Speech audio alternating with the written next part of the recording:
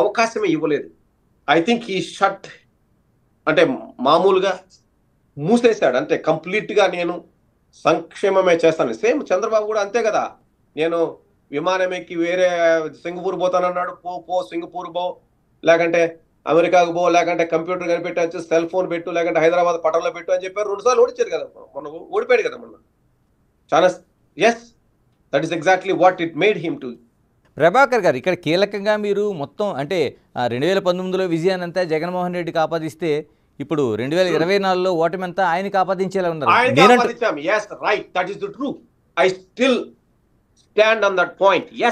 కాదు కాదు ప్రభాకర్ గారు, ఇక్కడ మరి సజ్జల కావచ్చు, లేకపోతే విజయసాయిరెడ్డి కావచ్చు, వైవి సుబ్బారెడ్డి కావచ్చు, వీళ్ళంతా చేసింది ఇప్పటివరకు మీరంతా విమర్శిస్తున్న దాంట్లో వాళ్ళ పాత్ర ఏం లేదంటారు ఈ ఓటమికి? నేను దాన్ని చెప్పదలుచుకోలేదు, ఎందుకంటే నేను దీని గురించి చాలా సార్లు వీడియోలు వేశాను. ఒకటండి, ఎవరైనా కానీ వాళ్ళు చెప్పారో లేదో నాకు తెలియదు, కానీ వాళ్ళ పాత్ర అంతులో ఉంది. వాళ్ళు ఏం చేశారనేది నాకు డీటెయిల్స్ చెప్పమంటే నేను చెప్తాను. కానీ I don't want to go in to post mortem detail, ఎందుకంటే నాకు ఒక ఆధారాలు కొన్ని ఉన్నాయి, అంటే మిగిలిన నేను డిస్కస్ చేయదలుచుకోలేదు. బట్ అల్టిమేట్లీ జగన్మోహన్ రెడ్డి, నేను ఎప్పుడు జగన్మోహన్ రెడ్డికి ఆపాదించినప్పుడు జగన్మోహన్ రెడ్డికే ఆపాదిస్తాం మళ్ళీ, అంతేగాని ఇంకెవరికైనా ఎందుకు పెడతామండి?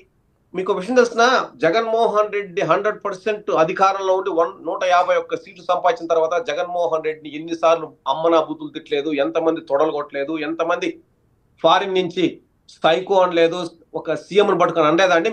మీకు లేవా వీడియోలన్నీ గణేష్ గారు? లేవా? ఎస్. ఇప్పుడు నేను ఒక్కనే కనిపిస్తున్నానా? నేను ఎందుకోసం అన్నాను? అదిగో అధిక ప్రతిపక్షంలో ఉన్నప్పుడు అతని కుటుంబాన్ని టార్గెట్ చేసిన వాళ్ళని టార్గెట్ చేశాను, అధికారంలో ఉన్నప్పుడు వాళ్ళని టార్గెట్ చేశాను. ఇది కార్యకర్తల కోసమే చేశాను నేను. అంటే ఇక్కడే ప్రభాకర్ గారు, ఇక్కడే ఒక కన్ఫ్యూజన్ ఏంటంటే, బయట వాళ్ళు ఎన్నైనా పర్వాలేదు, పార్టీ అంతర్లీనంగా ఇప్పటివరకు మీరు చెప్తున్న మాటల్లో జగన్మోహన్ రెడ్డిని భుజాలపైన మోసిన ప్రభాకర్ ఈ విధంగా మాట్లాడడం అనేది వాళ్ళు డైజెస్ట్ చేసుకోవట్లేదు. అసలు ఓటమికి గల కారణాలు మీ వీడియోలను కూడా వాళ్ళు ప్రచారం చేస్తున్నారు, మీ దృష్టికి వచ్చే ఉంటాయి ఇప్పటికి. చేసుకొని ఇట్ ఈస్ నథింగ్. ఖచ్చితంగా జగన్మోహన్ రెడ్డి మళ్ళీ గెలుస్తాడు, మళ్ళీ వస్తాడు. ఎందుకంటే నాకు ఈ ట్రెండ్స్ చూస్తే ఆంధ్రప్రదేశ్ ప్రజలు మళ్ళీ గెలిపిస్తారు ఖచ్చితంగా.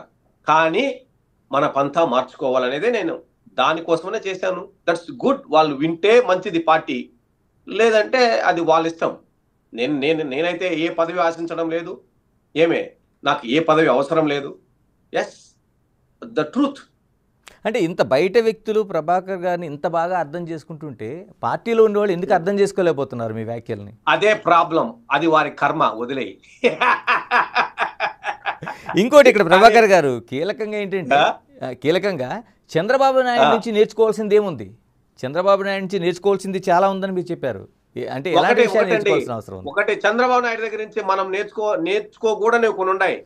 ఏ ఎండక గొడుగు పట్టడము, అవన్నీ వేరు పక్కన పెడితే, రాజకీయం అంటే ఈ రోజు కూడా పార్టీ అండి, ఈ రోజు కూడా పార్టీలో తెలుగుదేశం పార్టీలో ఫండింగ్ కానీ, లేదంటే కమ్మ సామాజిక వర్గం వాళ్ళు తనతో ఎప్పటికీ ఉన్నారు. వాళ్ళు 1% 2%.